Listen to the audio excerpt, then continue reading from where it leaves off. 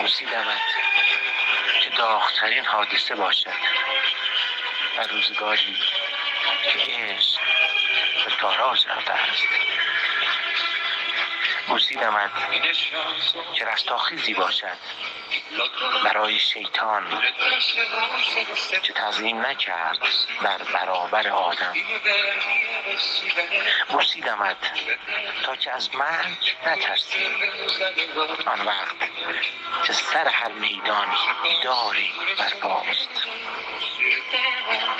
پرسیدمت تا که طعم بودن را بچشی آن زمان که زیستن مرگ است. پرسیدمت تا که جاودان بمانی.